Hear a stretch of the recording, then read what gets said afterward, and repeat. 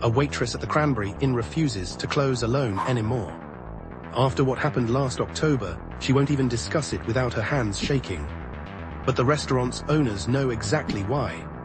The Cranbury Inn sits on Main Street in Cranbury, New Jersey, and it's been serving customers since 1780. That makes it the oldest continuously operating restaurant in the state. But something happened here in 1791 that the building has never forgotten.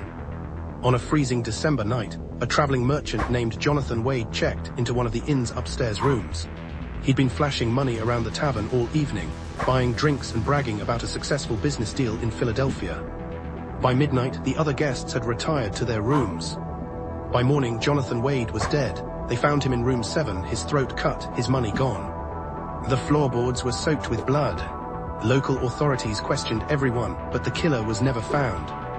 The innkeeper at the time had the room cleaned and tried to move on. But according to the inn's records, guests started complaining about room 7 almost immediately. Cold spots that made their breath visible even in summer. The smell of copper and something rotting.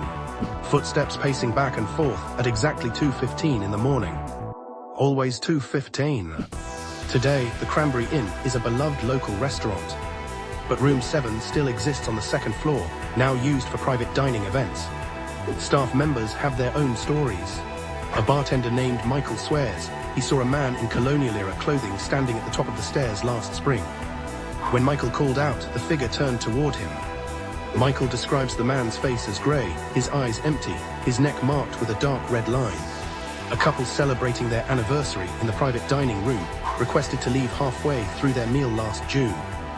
They told the manager they kept hearing someone breathing behind them, but they were alone in the room.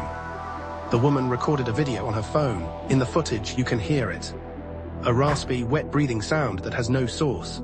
The original blood-stained floorboards were replaced in 1843, but during renovations in 2019, workers found something beneath them.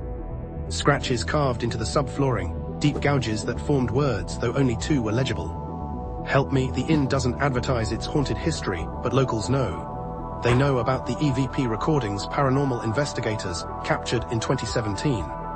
A man's voice whispering a name over and over, a name that matches no one who worked or stayed there. They know about the kitchen staff who have seen plates slide across counters by themselves. About the locked doors found standing open. Room 7 is booked for a private party next weekend. The reservation was made by someone from out of town. Someone who has no idea what they're walking into. And according to staff, nobody plans to tell them. Because at the Cranbury Inn, some secrets are better left undiscovered until it's too late to leave.